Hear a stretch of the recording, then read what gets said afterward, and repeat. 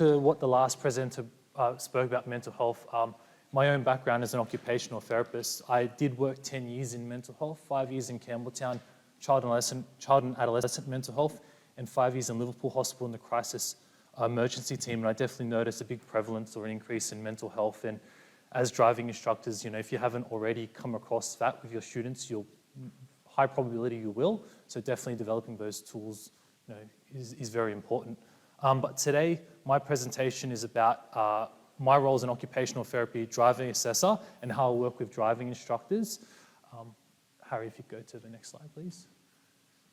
By the end of this presentation, you will gain a comprehensive understanding about how people with medical conditions or injuries regain or obtain their driver's license. And you'll also get a thorough understanding about what OT driving assessments are and the role driving instructors play within that assessment process. So what happens is whenever someone has a medical condition or injury that may affect their ability to drive, legally it's the driver's responsibility to notify the RMS. Now, no one thinks that way, so what usually happens is their treating GP or specialist will notify the RMS by completing what's called an RMS medical form. Has anyone seen these forms before? As instructors, you would have had it, I think it's every 5 years you get your GP to fill it out. But also, before I go any further, has anyone here done an OT driving assessment? Yep, quite a few, good. So I have worked with a few of you, but I will go through the process. I'll try to make it as simple as possible, and I will take questions at the end just to sort of go over everything. But what happens with this fitness to drive form, I've actually got an example which I've de-identified. If we go to the PDF.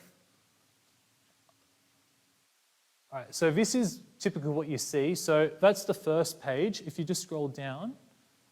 So what happens is when someone has a medical condition or injury, their GP will fill out this form. It's a 3-page form.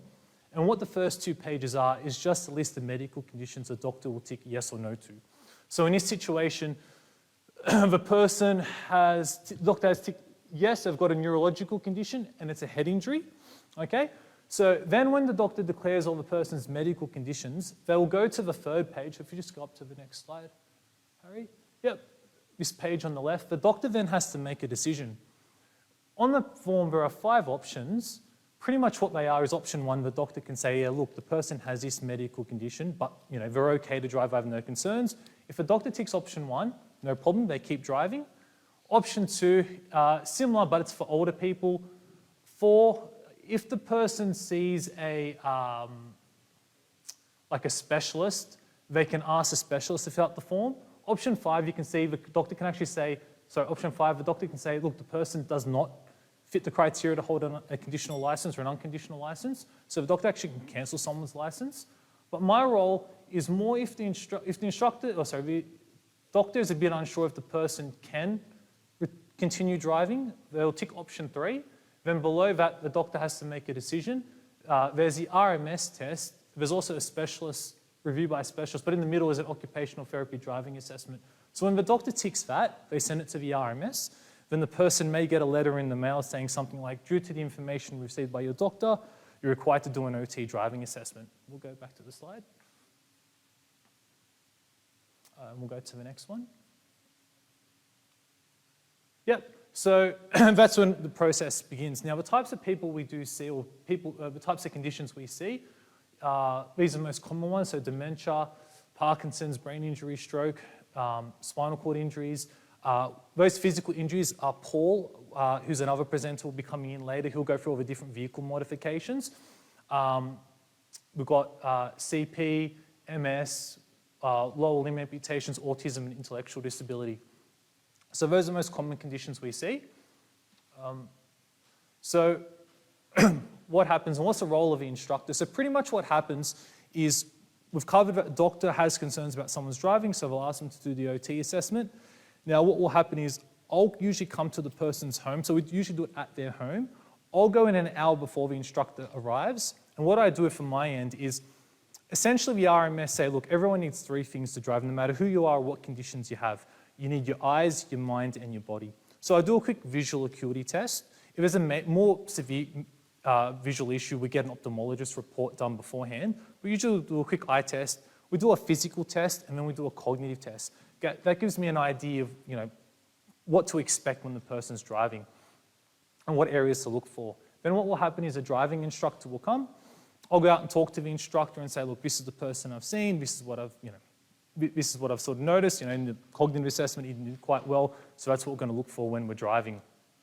And then what will happen is the person will sit in the instructor's car, the driving instructor will sit next to them, and I'm usually in the back seat. And what we do is we go for about an hour, 45 minutes to an hour drive, and the whole role is to tell the doctor and the RMS that, yeah, the person is safe to return to driving, or no, they're not safe to return to driving. Okay? Any questions so far? Does that make sense? Yeah? Okay, so, yeah, we'll go to the next slide. Okay, so the types of clients we do see, so usually they're self-funded, so paying themselves. NDIS participants, many people here do lessons for NDIS? Yeah, a few? Yep, so we see them. With the NDIS participants, they're generally learner drivers.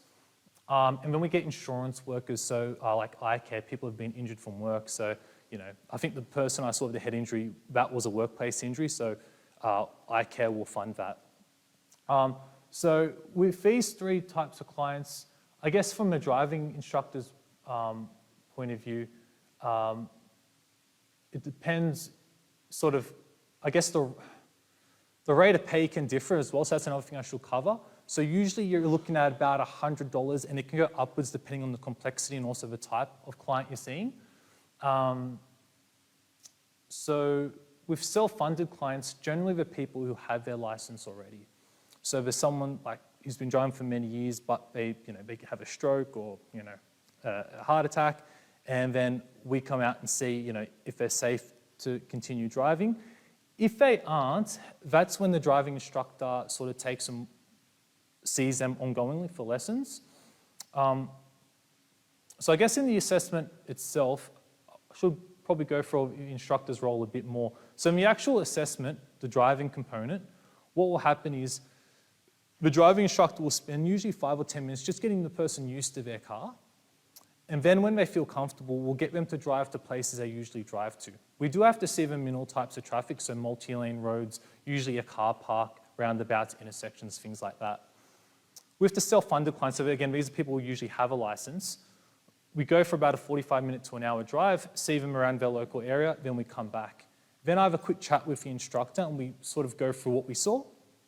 Then the outcomes are either one, they're driving the same way they were before the stroke or the medical condition, and we tell them, great, you're driving the same way you were. I write a report to the RMS and they maintain their license. The other outcome is a fail. Okay, so we do fail people. There are two types of fails. One fail is a downgrading of the license, right? So not a cancellation, but a downgrading. So if someone's got a full license, and let's say we'll use the stroke example again.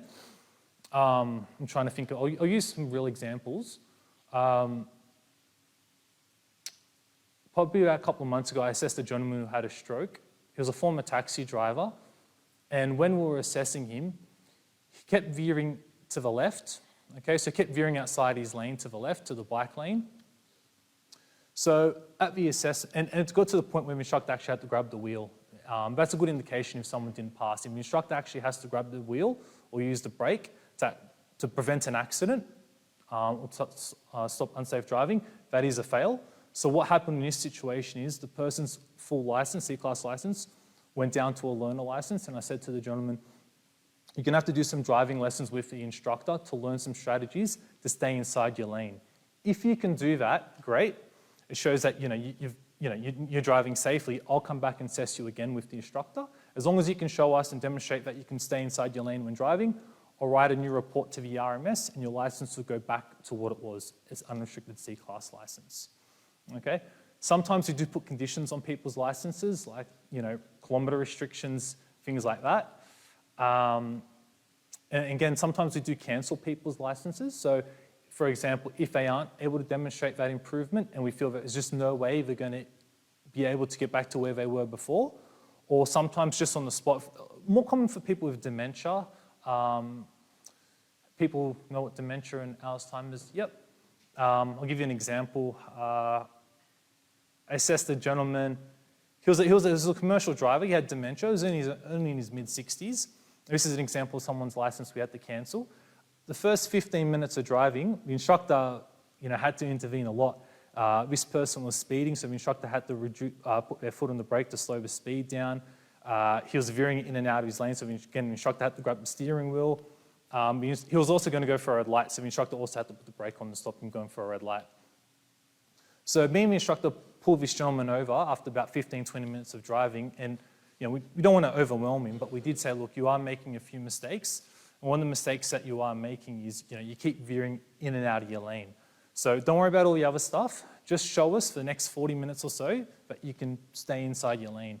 He couldn't do it. He kept veering in and out of his lane. So we had to cancel his license because at that point, offering him lessons would just be wasting his time and money because of the dementia. He couldn't recall the areas he was making and he couldn't show improvement in that one area, so we cancelled a license.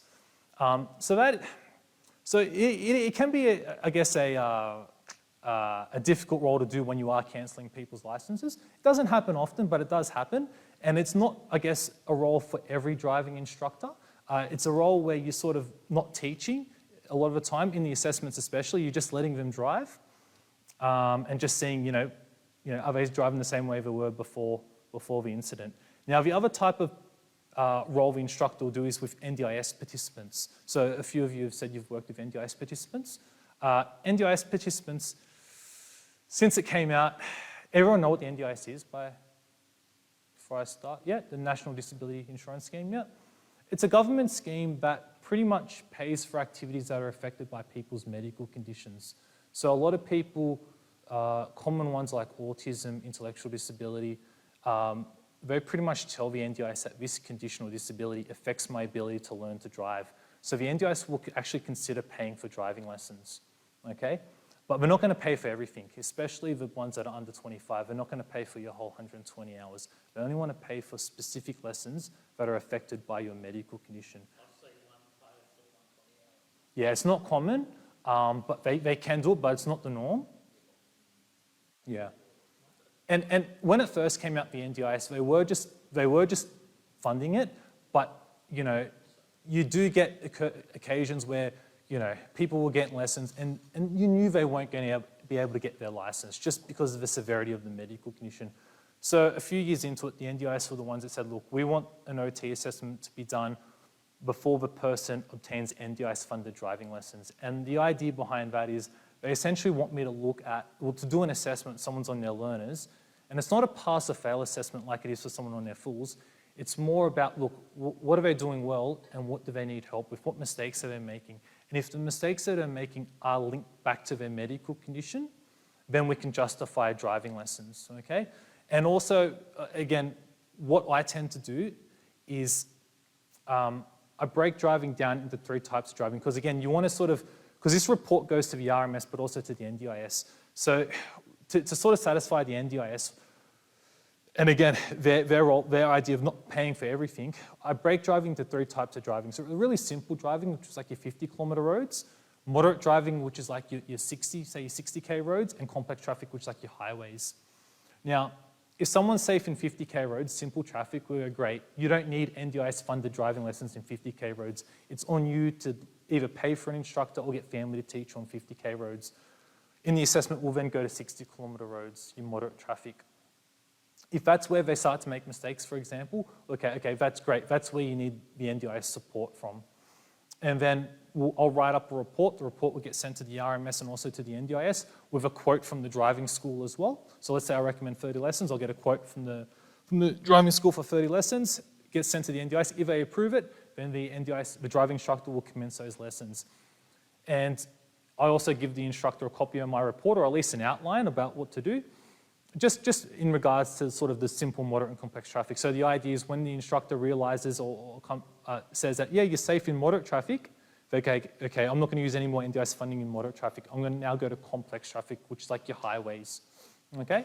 Once they're safe in all forms of traffic, then I usually come back and we actually assess them again, but we assess them like someone who's actually got their full license, okay? Because the idea is we want to tell the RMS and the referring doctors also that their medical conditions don't affect their ability to drive. Before the NDIS, we're actually doing these assessments when someone first got their provisional license, And we still do that. So a lot of people with intellectual disability or autism, they'll get their learners. It's not the hardest thing, to do. They'll pass it. And they may sit the P test several times, they'd eventually pass it. Unless it's really severe, the doctors usually don't get involved at that point. But once they get their Ps, that's when the doctors usually do get involved and fill out that fitness to drive form. And if the doctor's unsure if they're safe to drive, they'll ask for this assessment. And we'll come out and assess them, and we need to say, they just weren't actually taught how to pass the test. They didn't memorize the test route, they actually can drive. And if they can, great, they keep their license. If they can't, then their license goes back down to a learner license, okay? And then also the last type of people we do see, like I did say, insurance workers. So those are people that, were hurt on the job and the doctor there has asked them to do the assessment, or their GP has, but it's covered through workers' compensation. So again, from a driving instructor point of view, we'll get a quote from you guys. Again, the rate of pay does vary depending on it. So generally speaking, every instructor is a bit different, but it's usually a bit cheap for self-funded because they're paying out of their pocket. The rate does go up for NDIS, so you're looking at around, I think it's around the 100, 103 upwards mark for NDIS, and then insurance can go up anywhere between, say, 100 to 140, 150. It really just depends on the instructor, the severity of the medical condition as well. We'll go to the next slide. Yeah, any questions so far? Yeah.